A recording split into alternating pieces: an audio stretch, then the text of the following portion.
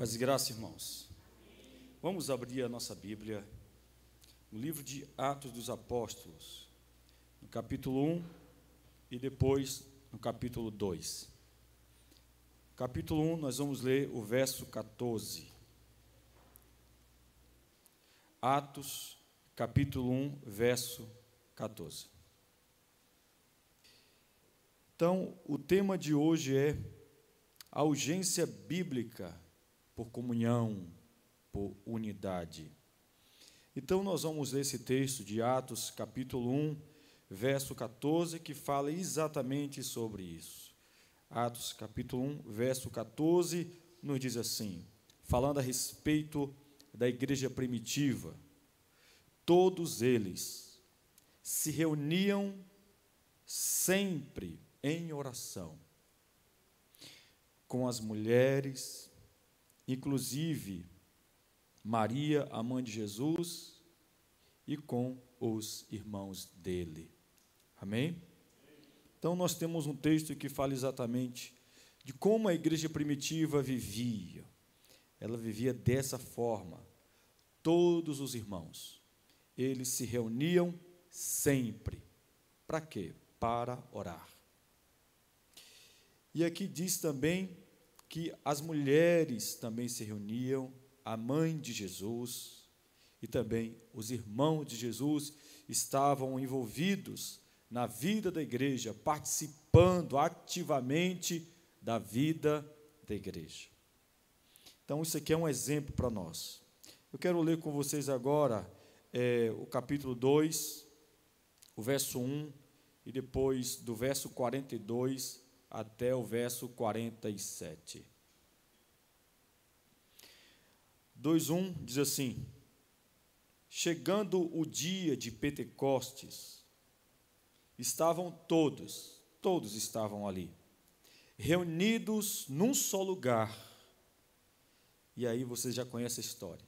De repente veio do céu um som como de um vento muito forte, encheu toda a casa no qual estavam sentados, e foi aquele avivamento naquele dia.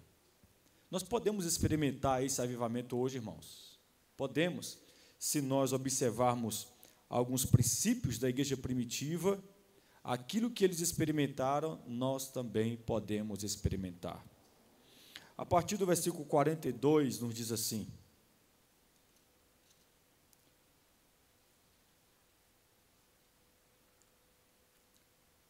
eles se dedicavam ao ensino dos apóstolos e à comunhão, ao partir do pão e às orações. Todos estavam cheios de temor, e muitas maravilhas e sinais eram feitos pelos apóstolos. Os que criam mantinham-se unidos e tinham tudo em comum, vendendo suas propriedades e bens, distribuíam a cada um conforme a sua necessidade. Todos os dias continuavam a reunir-se no pátio do templo, partiam pão em suas casas e juntos participavam das refeições com alegria e sinceridade de coração, louvando a Deus e tendo a simpatia de todo o povo. E o Senhor lhes acrescentava diariamente os que iam sendo salvos. Vamos repetir essa última parte, irmãos, amém? E o Senhor lhes acrescentava diariamente os que iam sendo salvos. Aleluia. Isso aqui é avivamento, irmãos. O que nós podemos fazer para experimentar um avivamento como esse? Onde o final do texto diz que Deus acrescentava mais e mais pessoas, não era de vez em quando, o texto diz, diariamente havia conversões. Pensa aí, uma igreja que tinha conversões diárias, todos os dias pessoas se convertendo. Isso é fabuloso, irmãos. E isso não está distante de nós, não. É porque, na verdade, nós não estamos vendo isso hoje porque nós abandonamos alguns princípios fundamentais. Princípios que nunca deveriam deixar de existir na igreja, estão deixando de existir. E por conta disso, não há mais conversões diárias na vida da igreja. Se a gente analisar bem de perto cada um desses textos aqui, nós vamos ver que há conteúdo suficiente para avivar qualquer igreja. O texto diz, versículo 42, eles se dedicavam. Havia uma dedicação. Dedicação para quê? Uma dedicação ao ensino, uma dedicação na doutrina. Eles se dedicavam ao ensino dos apóstolos, também se dedicavam. Não é uma coisa que vem naturalmente, tem que se dedicar. Para quê? Para que haja comunhão no nosso meio. Eles também se dedicavam na ceia, o partir do pão, também se dedicavam às orações. Então, olha quanta coisa há em apenas um único texto, irmãos. Não sei se você conseguiu observar o que está aqui. Então, para que haja um avivamento no nosso meio, algo que venha nos deixar de boca aberta e maravilhados, dois elementos são importantes. Dois elementos. Existem outros, mas eu só quero destacar nessa noite apenas dois. O primeiro elemento que nós encontramos em todos esses textos aqui é a oração. Uma igreja que não ora, ela nunca vai experimentar avivamento, nunca. O crente que não ora, ele também nunca vai experimentar um avivamento. Como eu já ensinei aqui para vocês, existem vários tipos de avivamento. Existe avivamento pessoal, individual, que é Deus avivar somente você. Existe avivamento local, que pode ser aqui nessa igreja, que pode ser aqui nessa cidade, pode ser uma determinada região, como aqui no Brasil, a região do Pará, em Santarém, eles vivenciaram um avivamento, onde quase a totalidade daquele povo se converteram ao Senhor através de um trabalho de discipulado desenvolvido pelo pastor Ibe Uber. É algo maravilhoso. Eu até oriento vocês a fazer uma pesquisa lá no YouTube e assista esse mover do Senhor na cidade de Santarém. Mas em tudo isso há algo em comum, a oração. Se nós não orarmos, não teremos avivamento, nem sequer avivamento individual. Quanto mais um avivamento local, quanto mais um avivamento nacional. Nós precisamos de um avivamento, irmãos, e o segredo está bem aqui. Está bem aqui. O problema é que a gente não pratica. O problema é que a gente racionaliza. O problema é que a gente sempre deixa para depois, sempre deixa para depois. O problema é que a gente lê isso aqui e nós não encontramos algo em nós que possa, então, colocar isso em prática. Mas deixa eu falar uma coisa. Existe algo em nós, irmãos, que pode sim nos ajudar a colocar isso aqui em prática, que é o Espírito Santo. O Espírito Santo já foi derramado sobre a vida da igreja. Portanto, a igreja hoje ela é indesculpável ao que diz respeito a tudo isso que eu acabei de falar. Ela tem o que ela precisa. Nós temos o que precisamos. Nós temos o Espírito Santo do Senhor. O segundo elemento que pode avivar uma igreja é o tema que nós vamos trabalhar aqui durante algum tempo, acho que nos próximos 3 meses, que é unidade, que é comunhão, que é relacionamento profundo entre os irmãos. Se não houver comunhão, se não houver unidade, não é uniformidade, é unidade.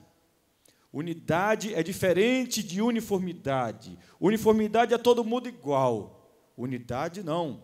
Unidade são as pessoas que são diferentes, dons diferentes, talentos diferentes, que trabalham juntos para o mesmo propósito, para o mesmo fim. Então, precisamos de unidade. Deus te chamou para um propósito, para que, através desse propósito, desse desígnio na sua vida, você possa viver em unidade com essa igreja. Você tem que descobrir qual é o seu desígnio, qual é o seu propósito, qual é o seu dom, qual é a sua vocação, qual é o seu talento na vida da igreja, para que você possa usar isso, para que através do uso dos seus dons, dos seus talentos, possa então existir um avivamento na vida da igreja. E quando todos nós fazemos isso, chamamos isso de unidade. Amém? E precisamos também de relacionamentos entre os irmãos. O texto é claro, irmãos. O texto diz assim, versículo 44. Os que criam mantinham-se unidos. Aqueles que se convertiam mantinham-se unidos e tinham tudo em comum. Versículo 46. Todos os dias continuavam a reunir-se no pátio do templo. E o que eles faziam? Partiam o pão em suas casas, esse o partir o pão aqui é a ceia do Senhor, e juntos participavam das refeições. Então, há uma diferença entre partir do pão e refeição. Partir do pão é ceia. Refeição é aquele momento que você convida o pastor e a família dele para lá na sua casa comer uma buchada. Amém? E você convida outros irmãos também, bora lá comer uma buchada. Vamos todo mundo para a casa do evangelista Vitor, bora. E vamos comer. Amém? Isso é bíblico, isso é saudável e devemos fazer.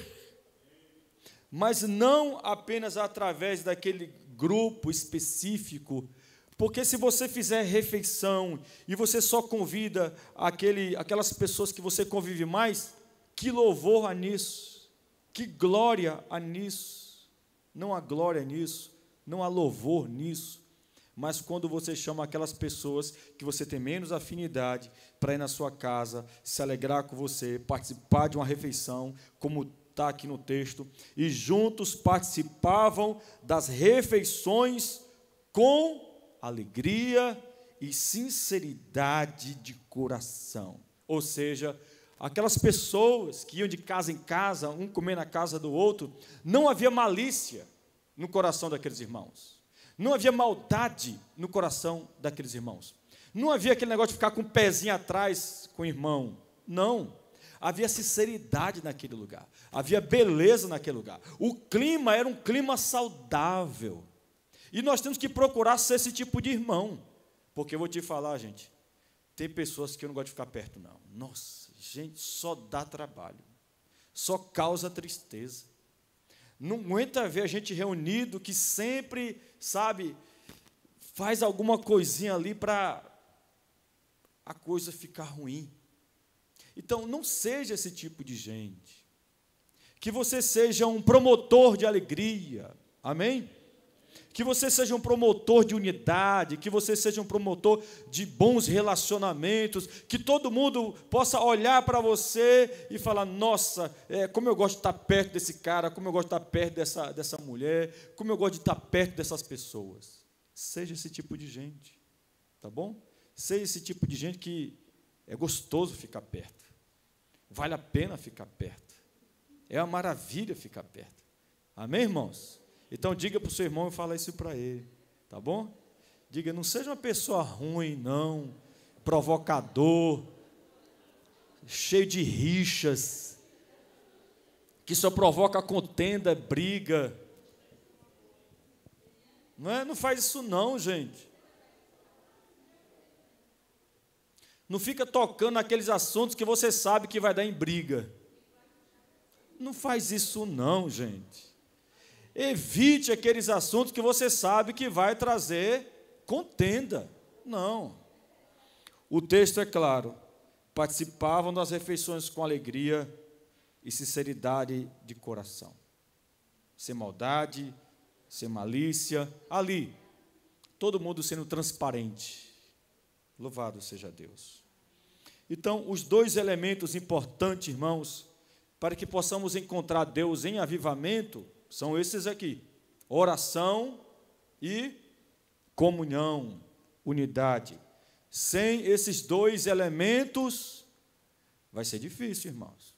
Depois não reclame se a igreja está fria. Ai, que povo frio, né? Ai, porque a igreja está assim? Não reclame depois. Para que possamos, então, viver do jeito que está aqui no texto, irmãos, onde o final diz, louvando a Deus e tendo simpatia de todo o povo, e o Senhor lhes acrescentava diariamente os que iam sendo salvos. A coisa era tão bonita na vida da igreja primitiva, que o povo de fora simpatizava com a igreja, causava a simpatia do povo de fora, louvando a Deus e tendo a simpatia de todo o povo. O povo olhava para a igreja e via beleza. Nossa, esse povo é diferente. Há algo diferente na vida desse povo. O que era diferente na vida desse povo? Tudo isso que está aqui, irmãos, do verso 42 até o verso 47. Se queremos causar um impacto nessa comunidade de Caetité, não é fazendo show não, irmão.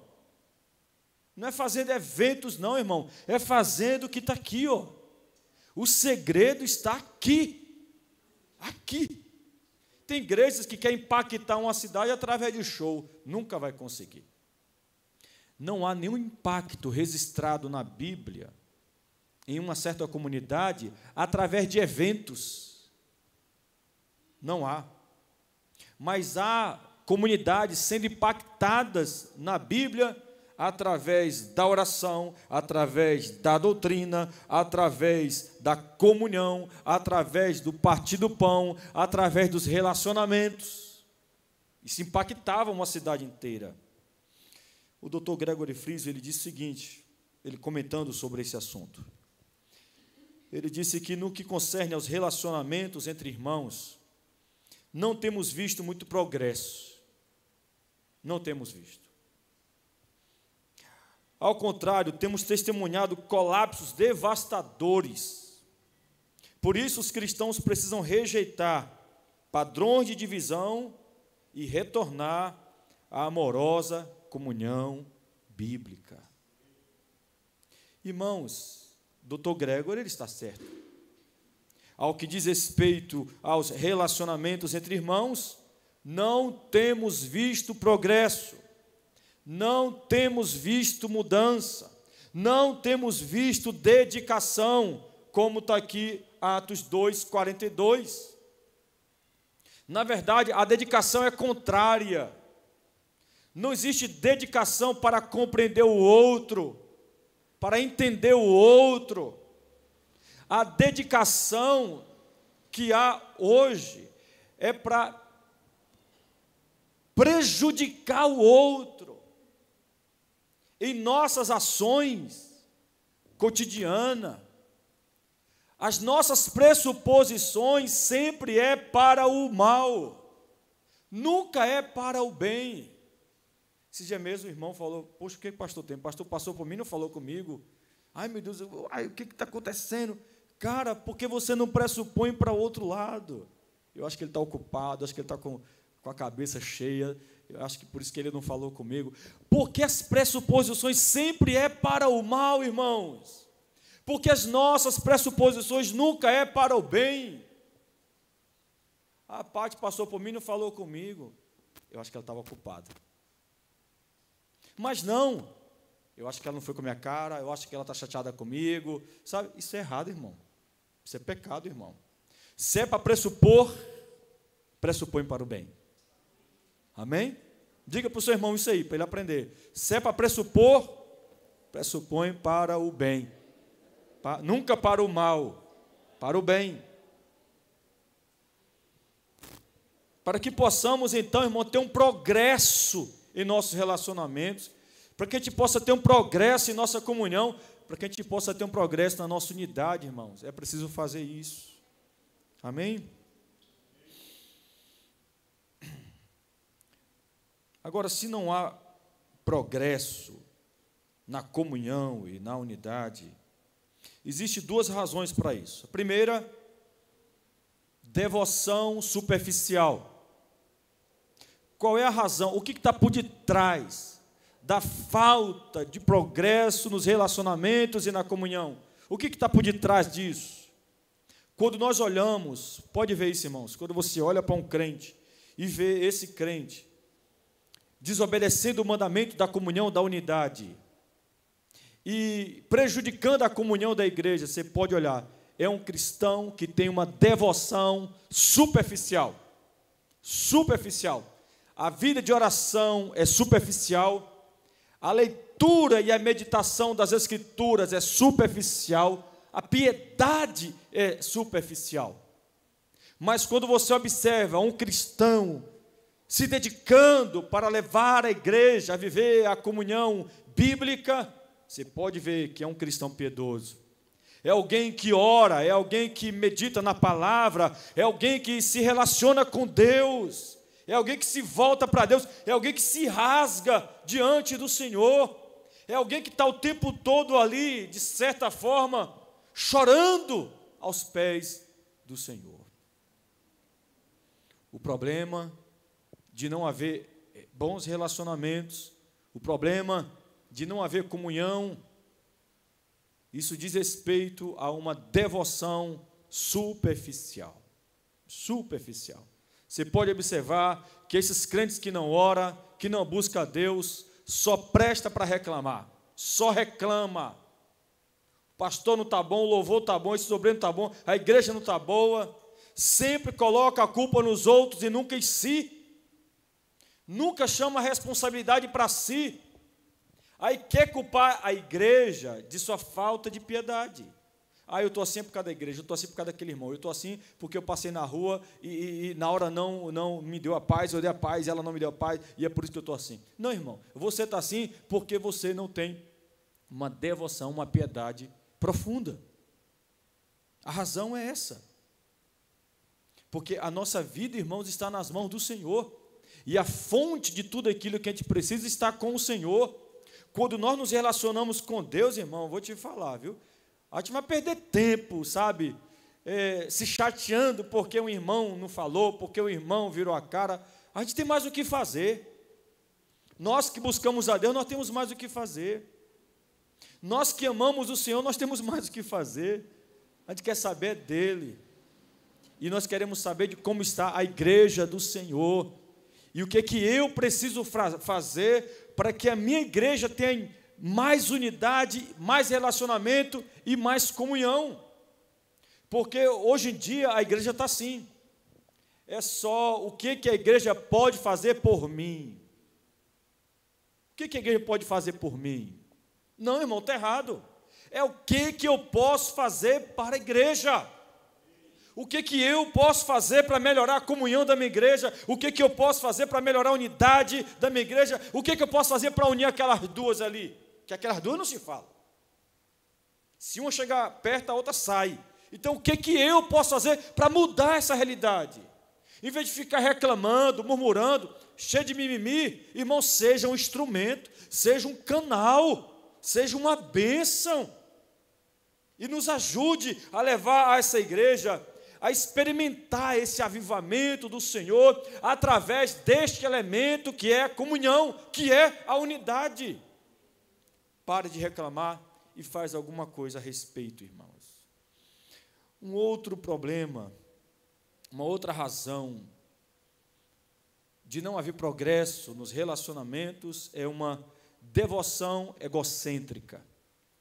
A pessoa é crente, mas não aprendeu o que é cristianismo. A pessoa vive para si. Igreja não é isso, irmãos. Igreja é uma família. E Deus é o nosso Pai. A mãe pode ser diferente, mas o Pai é o mesmo. Nosso Pai é o mesmo. Isso aqui é uma família. Amém? É uma família. Nós temos que ver dessa forma. A nossa vida, ela não pode ser egocêntrica. Eu pensar em mim, somente em mim. Não, eu tenho que pensar na igreja. Eu tenho que pensar no próximo, eu tenho que pensar no outro. Se eu não pensar no outro, eu não sou crente, eu não sou cristão. Então, avalie um pouco a sua vida e veja se não há egocentrismo em você. Porque no coração do crente não pode haver egocentrismo. Não, irmãos, não. A igreja primitiva, ela não era assim. A igreja primitiva, ela não tinha uma devoção superficial. A igreja primitiva, ela não tinha uma devoção egocêntrica. Não. A igreja primitiva, ela buscava um relacionamento profundo com Deus. Onde aqui nós encontramos uma disciplina espiritual que eu quero ver a igreja de hoje praticar. Eu quero ver a igreja de hoje ter esse tipo de disciplina espiritual. Quando nós olhamos para a devoção da igreja primitiva, você vai ver sempre uma palavra relacionando essa devoção da igreja. E a palavra é diariamente, diariamente, diariamente. A igreja primitiva, ela não praticava suas devoções uma vez ou outra, não, mas era diariamente. Diariamente. Está aqui, irmão, nessa passagem que nós lemos.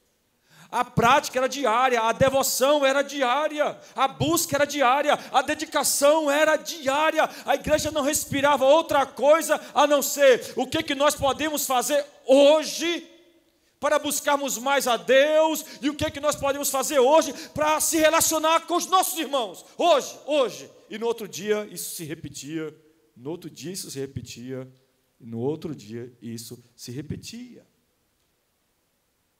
Irmãos, essa realidade está bem distante da nossa, bem distante. Hoje, o que impera na igreja hoje, divisão, ódio, amargura, fofoca, maledicência, egocentrismo, hipocrisia, raiva, inimizade. Irmãos, isso está errado. E é por isso que nós não conseguimos experimentar o que está no 47.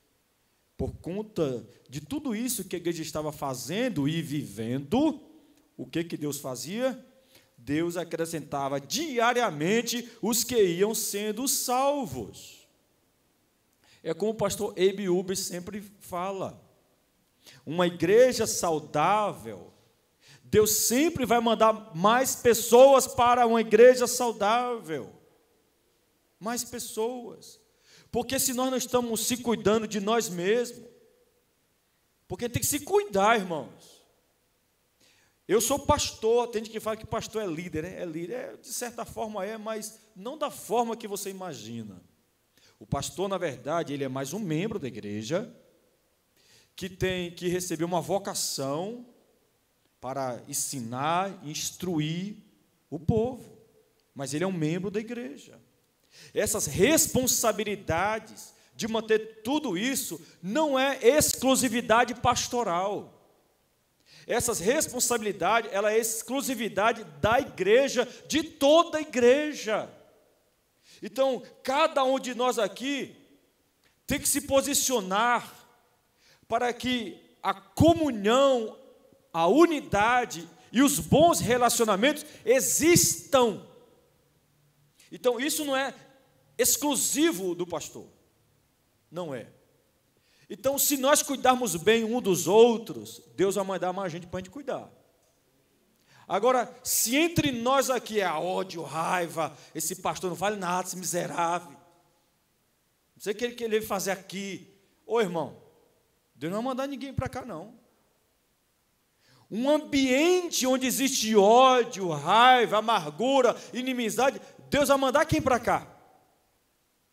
Se a gente não se ama, se há pessoas que se odeiam, então nesse ambiente doentio não há crescimento, não há, e nem pode haver, irmãos, pode haver não, porque cada pessoa que vier para cá, para esse ambiente, em vez de encontrar Cristo, eles vão se escandalizar com a gente, e vai falar assim: nossa, eu achava que a igreja era uma coisa diferente, eu achava que na igreja o povo se amava, mas eu cheguei lá e encontrei, foi, sabe?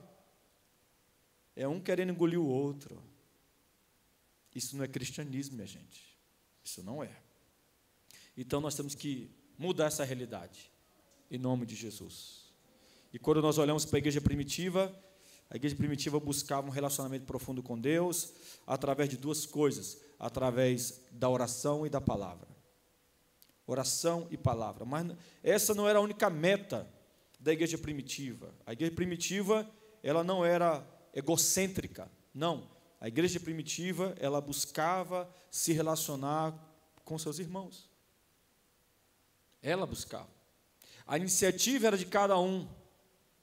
Não ficava lá, eu quero ver se o pastor vai lembrar de mim.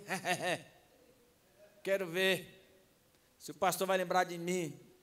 Meu irmão, se tu ficar me testando, é lógico que eu vou ser reprovado. É lógico. Então, não fique aí, eu quero ver se eu sou amado, eu quero ver se eu sou lembrado. Em vez de você ficar com esse egocentrismo, faça do jeito que está aqui, ó. Em vez de você querer ser amado, ame. Em vez de você querer ser lembrado, lembre. Em vez de você querer ser visitado, visite. Plante essas coisas e você colherá essas coisas. Se você quer ser amado pela igreja, ame a igreja. Se você quer ser lembrado pela igreja, lembre-se da igreja. Se você quer ser visitado pela igreja, visite. Não reclame daquilo que você não é. Não reclame daquilo que você não faz. Não reclame daquilo que você não planta. Você só pode reclamar se o pé de banana não deu banana, se você plantou, se você adubou, se você regou, né? Aí você pode descer o facão nele, se ele não deu fruto, né? Mas tu não plantou, você não regou, você não adubou, e está olhando para o pé de banana e está achando ruim, por quê? Não, irmãos, está tudo errado. Tudo errado. Então, se queremos cobrar alguma coisa na vida da igreja, nós temos que primeiro nos certificar que nós estamos fazendo aquilo pelo qual nós estamos cobrando. Então, analisando um pouco melhor o verso 42, onde aqui nós temos conteúdo suficiente para avivar qualquer igreja, nós encontramos aqui 4 elementos que podem transformar a realidade de qualquer igreja. O texto diz, em outra versão está escrito assim, e perseveravam na doutrina. O que é doutrina? Palavra de Deus, ensinamento bíblico, boa teologia. E na comunhão. E aqui é comunhão, irmãos, aqui é sentar junto para comer junto, viu? Comunhão aqui tem a ver com comida. Crente gosta de comer. Isso é comunhão. É tomar um cafezinho junto. É comer uma xiringa junto. É comer um pão de milho junto. Bora comer um pãozinho? Bora. Bora, né? É comer uma pizza junto. Comunhão é isso. Ok? Estamos juntos ali. Partir do pão, ceia. A ceia nos lembra o quê? O que a ceia nos lembra? A ceia nos lembra cruz. A ceia nos lembra evangelho. Então, a igreja tinha doutrina, a igreja tinha comunhão, a igreja tinha cruz, tinha evangelho, e a igreja também tinha oração. Isso aqui é suficiente, irmão, para mudar a nossa realidade. Doutrina, comunhão, evangelho e oração é tudo que nós precisamos. Então coloca isso na sua cabeça, meu irmão. Você faz parte dessa igreja e você tem uma responsabilidade para com ela. E a sua responsabilidade para com esta igreja é você ser uma bênção na vida dela. E para você ser uma bênção na vida dela, você tem que ser um promotor da doutrina, da boa doutrina, você tem que ser um promotor da comunhão, do evangelho e também das orações. A irmã Etelina está fazendo isso aqui, ó, para levar essa igreja a orar. É a única reclamação que ela me faz. E ela tem todo o direito de me reclamar. Ela tem moral para fazer isso, porque ela é uma mulher que ora por cada um de vocês aqui. Ela tem moral para chegar para mim e falar, pastor, a igreja precisa orar. Ela pode chegar para mim e falar isso, porque ela ora. Não é porque você não ora que ela vai deixar de orar, ela continua orando, e vai continuar orando. Há 30 anos que ela faz isso, então não vai ser agora que ela vai parar, não é? Então, se dependesse dela, essa igreja aqui estava pegando fogo, e tinha todos os dias aqui gente nova se convertendo. Porque ela vive esse princípio, a oração, oração, oração, oração e oração. Então, desses 4 elementos, doutrina, comunhão, cruz, evangelho, a ceia, a oração, desses 4 elementos essenciais para um avivamento, eu só quero destacar apenas um. Qual desses? Qual desses nós temos que destacar aqui? Comunhão, que é o tema da nossa escola bíblica. Comunhão. Essa palavra comunhão, no grego, significa koinonia. E koinonia significa muita coisa, não é pouca coisa. Então, anote aí, o que significa a palavra comunhão na Escritura? Que no original é koinonia. Então, koinonia, comunhão, significa companheirismo. Companheirismo é ser amigo, é ser bacana, sabe? É ter amizade, não inimizade, mas amizade. Isso é companheirismo. É fazer parte da vida de alguém. Nesse caso, de todos. De todos. Temos que fazer parte da vida de todos. Ok? Então, dá uma olhadinha para todo mundo aí, ó.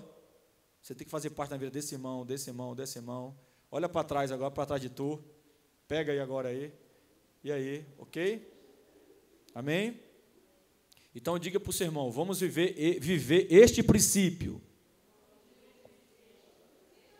Chorar com os que choram.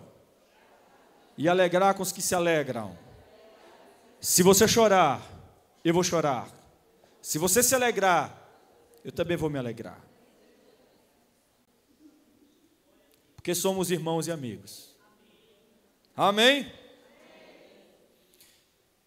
Koinonia também significa comunicação, socializar. Tem gente que fica reclamando, né? Ninguém fala comigo nessa igreja aqui, não sei o quê. Irmão, também tu não fala com ninguém? Ninguém socializa comigo, mas também tu não socializa com ninguém. Ah, esse pastor é muito distante, mas tu também não se aproxima. Tu aqui, se aproxima.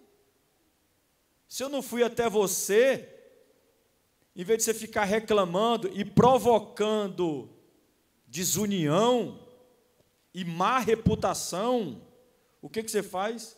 Se ele não vem até mim, eu vou até ele. Ei, pastor, como é que está? Né? Se Nalva não vem até mim, eu vou até ela. Se Dora não vem até mim, eu vou até Dora. Né?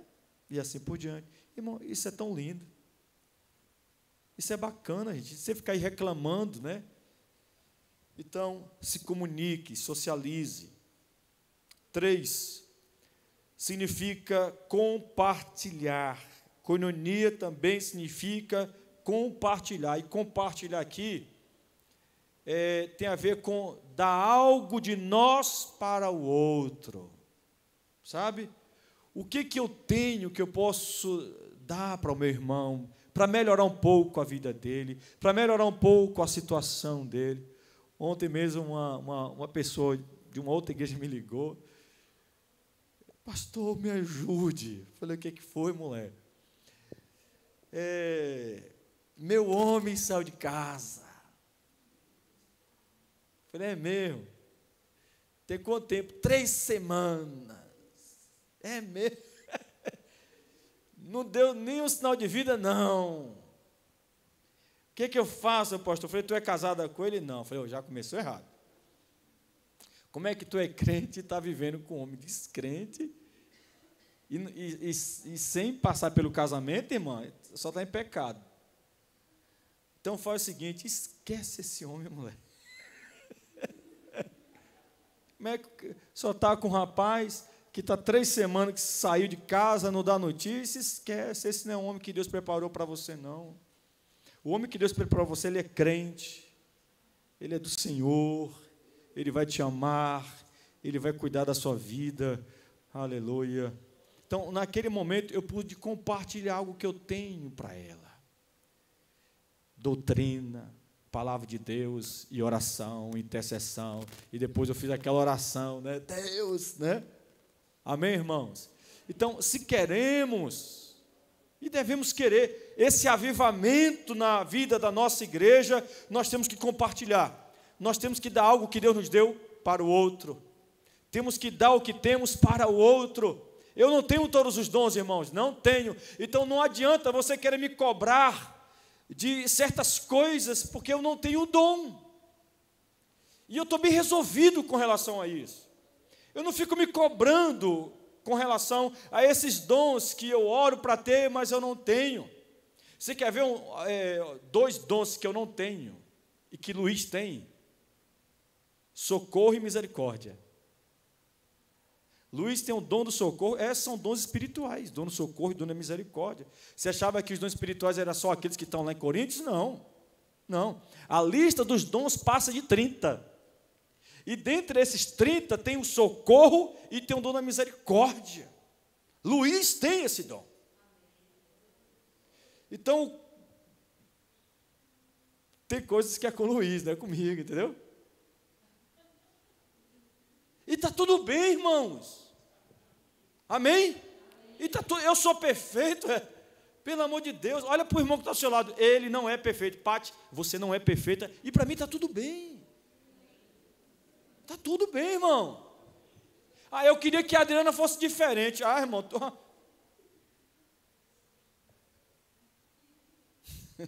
Não, querido. Respeite o que Deus deu para ela, e ela vai respeitar o que Deus lhe deu. E aquilo que ela tem e você não tem, e aquilo que você tem e ela não tem, se junta e se completa. Isso é igreja, isso é unidade.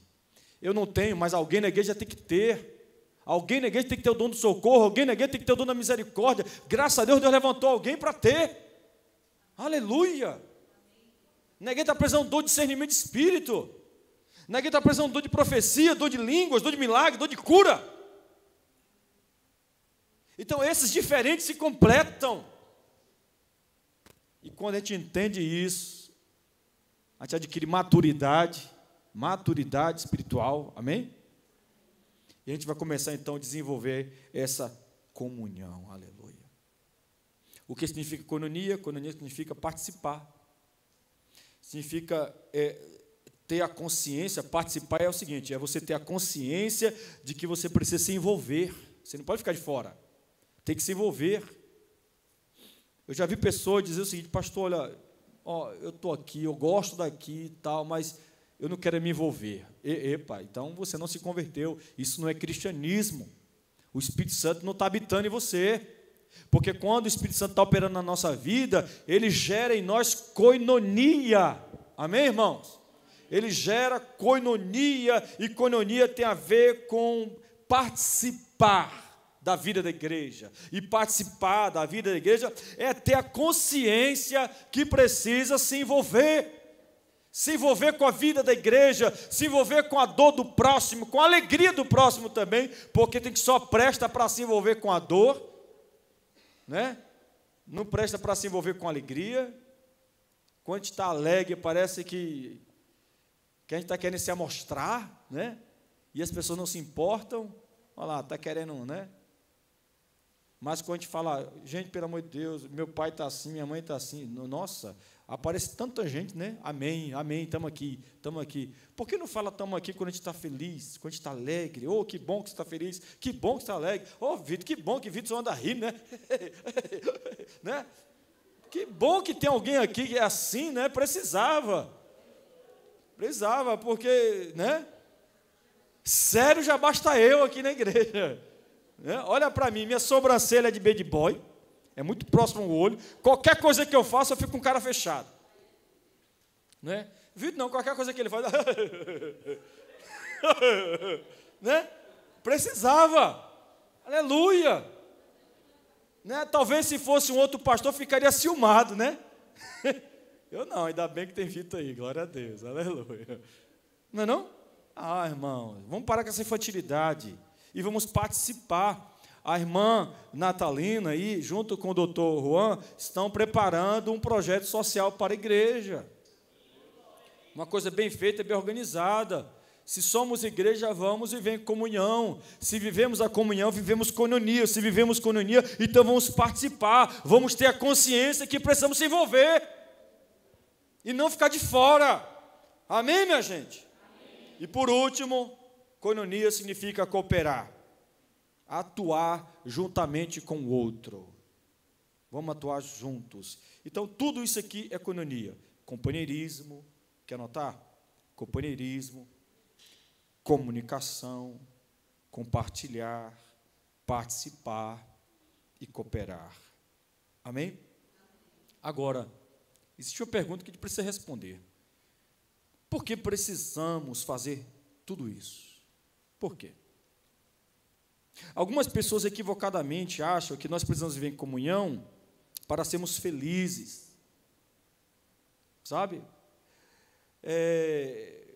Para nos sentirmos bem-sucedidos. O propósito não é esse. O propósito da comunhão na vida da igreja não é fazer você feliz. O propósito da comunhão, o propósito da coinonia não é fazer com que a igreja se sinta bem-sucedida. Nossa, está vendo aí? Nossa igreja é uau! Porque a nossa igreja vive a coinonia, nossa igreja vive a comunhão, uau! Não. O propósito não é esse. O propósito não é a vanglória. O propósito não é a soberba. Não. O propósito é outro. O propósito é glorificar o nome de Deus e expandir o seu reino através da nossa comunhão. Sabe por que você tem que viver coinonia? Para glorificar a Deus. Sabe por que você precisa viver coinonia? Para expandir o reino de Deus. A igreja que vive coinonia, ela cresce, ela desenvolve, ela alcança outras pessoas. Deus manda mais pessoas para a igreja que vive a coinonia. Igreja que não vive coinonia, ela é raquítica, ela não cresce, ela não desenvolve. E não adianta, irmãos, ficarmos se justificando da nossa teologia. Ah, mas o pastor prega bem, os pregadores são bíblicos e tal, essa coisa toda. Se a igreja não cresce é porque isso. Não. A igreja não cresce se ela não viver coinonia. Se viver coinonia, ela cresce. Ela desenvolve. Pode ter a boa teologia, pode ter bons pregadores, pode ter boa música, pode ter boa liturgia. Isso não é suficiente para que haja um avivamento na vida da igreja. É preciso ter coinonia, comunhão. Talvez seu pai e sua mãe não estão aqui, porque quando você chega em casa, depois do culto, você fala mal do irmão A, do irmão B, do irmão C, e seu pai está observando, sua família está observando. Como é que um crente fala mal da sua própria família? Sua família espiritual. Seu pai, sua família só não está aqui, porque em vez de você ser um promotor de coinonia, você está sendo um promotor de má reputação. Você não está espalhando bons rumores da sua igreja. Você só espalha as más notícias. Aprende isso, irmão, em nome de Jesus. Para pecador, para ímpio, nós só falamos para eles as boas notícias e os bons rumores da igreja. Amém? Nós temos que nos blindar e sermos crentes assim. Nós não podemos ficar espalhando os maus rumores, não. Se alguém te perguntar como é que é a tua igreja, você vai falar o quê? Rapaz, minha igreja, eu te falar. Meu Deus do céu, vai lá para tu ver, a gente cantar uma canção lá, Minha Esperança, para tu ver. Moço, quando a gente canta Minha Esperança, as paredes chegam a balança. Vai lá para tu ver. Né? É um derramado Espírito Santo, vai lá para tu ver. Né? É um transbordar, aleluia, é um povo animado, minha igreja canta, minha igreja vive, minha igreja glorifica. Vai lá para tu ver uma irmã que tem lá na igreja, chamada Natalina, para tu ver, vá, e sente perto dela, sente perto dela, sente perto dela, que aquilo ali não é geladeira não, ali é fogo.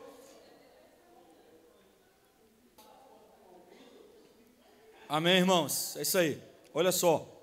Então, por que temos que viver comunhão? Por quê? Qual o propósito da comunhão? Fazer você feliz. É isso? Não. Qual é o propósito da comunhão? Glorificar a Deus e expandir o seu reino. Amém? Todos que estão lá fora, quando olhar para nós, eles têm que ver em nós o quê? Coinonia. Coinonia. Quando sua família olhar para a nossa igreja, o que a sua família tem que ver aqui na igreja? Coinonia. Seu pai e sua mãe tem que ficar morrendo de vontade de fazer parte da igreja. A nossa coinonia tem que ser tão forte, mas tão forte, que sua família tem que almejar. Eu quero fazer parte dessa igreja. Eu quero fazer parte dessa igreja. E não a gente ficar lá se acabando, né, suando, para trazer esse povo aqui para a igreja. Não. Tem que ser o contrário.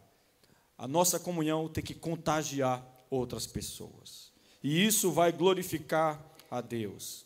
E nós devemos compreender isso, irmãos, através da oração do Pai Nosso. Eu quero que você abra sua Bíblia, Mateus 6:9. Mateus 6:9.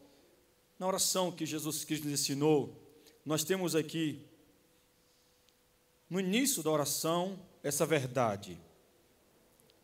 Portanto, vós orareis assim: Pai nosso que está nos céus, santificado seja teu nome. O que significa, irmãos?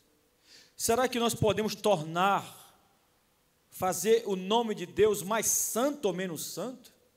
Temos poder para fazer isso? Será que temos? Será que aquilo que fazemos pode santificar mais ainda o nome de Deus ou santificar menos o nome de Deus? É claro que não, né, irmãos? Alguns comentaristas eles dizem que santificado seja o teu nome, quando Cristo nos ensinou a orar dessa forma, é que nessa oração nós temos então que assumir um compromisso. Quando nós oramos, santificado seja o teu nome, isso significa que nós estamos assumindo um compromisso de honrar e respeitar o nome de Deus, porque o nome de Deus é santo. Então, temos que assumir este compromisso. Santificado seja o teu nome. Temos que assumir o compromisso de respeitar, honrar, santificar o nome de Deus. De que jeito? De que forma? Qual é o oposto de santificar? Qual é? O oposto de santificar. O oposto de santificar é profanar. Quando nós não santificamos o nome de Deus, nós estamos profanando o nome de Deus. E eu pergunto para vocês: inimizade santifica ou profana o nome de Deus? Desunião santifica ou profana? Ódio santifica ou profana? Fofocas, maledicência. Maledicência sabe o que é? Falar mal dos outros, de quem não está presente na conversa. Cheguei para uma irmã aqui na reunião do diácono, falei: olha, qualquer observação que você tiver contra mim, fala para mim, pode chegar para mim, fala para mim. Eu não sou inacessível. E eu não tenho problema nenhum com crítica, irmão. Já passei dessa fase, pelo amor de Deus. Eu tenho mais o que fazer, sabe? Quem luta pelo meu ministério não sou eu. Eu, na verdade, nem luto mais por ele. Quem luta pelo ministério é o próprio Deus. Eu já desisti, irmãos, de querer tentar me justificar de alguma coisa, sabe? A Bíblia me ensina, diz que Deus é minha justiça, Deus é minha bandeira. Agora, eu não vou ouvir crítica de quem só critica. Deu para entender? Não, eu vou ouvir crítica daquela pessoa que, quando nós estamos acertando, dá apoio moral, né? É isso aí, gostei. E quando nós erramos, pastor, eu acho que fiz errado aqui. Eu acho que não está certo, não. É desse tipo de gente que a gente vai ouvir a crítica. Agora, desse tipo de gente que só anda insatisfeito, que só anda murmurando, só anda cheio de mimimi, sabe? Eu estou surdo para esse povo. surdo, mas para aqueles, aleluia, que são promotores de unidade, que são promotores de bons relacionamentos, que são promotores de comunhão, que se esmeram, que se dedicam para promover essa unidade na vida da igreja, nós vamos ouvir essa pessoa. Amém?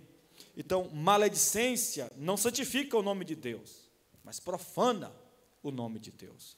Então, nós temos, irmãos, que analisar a nossa vida, observar os nossos atos, as nossas obras, para ver se aquilo que nós estamos fazendo como crentes, como igreja, como família renovada, está santificando ou profanando o nome de Deus. Existe muita coisa que dá errada na sua vida, porque você profana o nome de Deus com as suas atitudes. Muita coisa. Pastor, eu oro para me ser cheia do Espírito Santo, eu oro para ser cheio do Espírito Santo, mas nada acontece. Por quê? Com certeza você está profanando o nome de Deus em alguma área, principalmente nessa área de relacionamentos, principalmente. Então, se nós profanarmos o nome de Deus, com a nossa desunião, com as nossas brigas, com os nossos ódios, com as nossas fofocas, com as nossas maledicências, isso vai devastar o poder evangelístico que a igreja precisa ter. Toda igreja precisa ter poder evangelístico. Existimos para isso também. Nós não existimos para uma koinonite, nós existimos para uma koinonia. Igreja que vive uma koinonite é uma igreja que não cresce, que não desenvolve, fica ali só naqueles cultos, naquelas reuniões e tal, o mesmo povo entrando e saindo, e é a mesma membresia. Isso é koinonite. Comunhão é outra coisa. Comunhão, quando ela é vivida, glorifica a Deus. E quando nós glorificamos a Deus, irmãos, através dos nossos atos de unidade, de comunhão, nós teremos então, receberemos então de Deus poder para evangelizar, unção para evangelizar, autoridade para evangelizar, coragem para evangelizar. Será algo sobrenatural. Não vai ser esse evangelismo que a gente vê por aí, sem poder, sem unção, sem autoridade. Não, irmãos. Sem resultados. Evangelismo, para ter resultado, existe um alicerce que mantém esse evangelismo dessa forma, com poder. Qual é a base do poder evangelizador da igreja? Qual é a base? O que sustenta o poder evangelizador da igreja? A comunhão da igreja, a koinonia da igreja. É isso, irmãos. Então, por favor, eu estou aqui para crescer, não estrague não. Estamos aqui para trazer aquele seu irmão que está lá nas drogas, ele tem que estar aqui. Aquele seu pai, cachaceiro, ele tem que estar aqui. E para ele estar aqui, você precisa promover na vida dessa igreja aquilo que dá poder para ela atrair sua família para cá. O que é bem repetitivo nessa noite, né? Koinonia, koinonia, koinonia. Aleluia. Amém, minha gente? Então, se não fizermos isso, não teremos o mover do Espírito Santo, não teremos o fluir da presença santa do nosso Deus. Para ver o mover de Deus, o mover do Espírito Santo, é mais do que grito, é mais do que oração, é mais do que xereguedé. É comunhão. Comunhão. Quer ter unção na sua vida? Quer ter unção? Viva em comunhão. Se certifique que teu coração não tem inimizade, se certifique que teu coração não tem desunião, certifique que teu coração não tem ódio, não tem rancor por ninguém. Porque se tiver, você não terá a unção do Espírito Santo, você não terá a presença de Deus lhe revestindo, lhe dando poder para fazer a obra dele. E nós precisamos disso. Mas, acima de tudo, você não conseguirá glorificar a Deus se você não viver em comunhão. E isso não é fácil, irmão. Pensa que é? Não é. Viver em comunhão não é viver em comunhão com Lila, minha esposa. É fácil viver em comunhão com Lila. Muito fácil, fácil demais. Eu quero ver você ver comunhão comigo, esse cara ruim que eu sou. Eu quero ver comunhão comigo. Eu quero ver você viver comunhão com aquele irmão que pisa no seu pé, que pisa no seu calo. É com esse aí. Você tem que viver comunhão. Porque a glória de Deus está aí. Está aí. É você falar bem de quem fala mal de você. É você ser uma bênção na vida de alguém que é uma maldição para você. Temos que viver essa verdade, e isso tem que ser uma realidade para que o avivamento do Senhor, aleluia, já estou até sentindo já, repouse sobre nós, e essa atmosfera da igreja será uma coisa tão gloriosa, amém, irmã Etelina? Eu já vejo a irmã Etelina já sonhando já, será uma coisa tão gloriosa, que o chão vai tremer, as paredes vão tremer, aleluia, e quando aquele parente seu perdido entrar nessa porta, passar por Ronilson e Luiz, eles já vão sentir uma coisa diferente. Moço, o que tem aqui, Jesus Cristo? Tem uma coisa diferente aqui. O que há de diferente aqui? Hã? Há um povo aqui que se ama. Aleluia. Amém, irmãos? Então, esse foi o estudo de hoje. Vamos orar.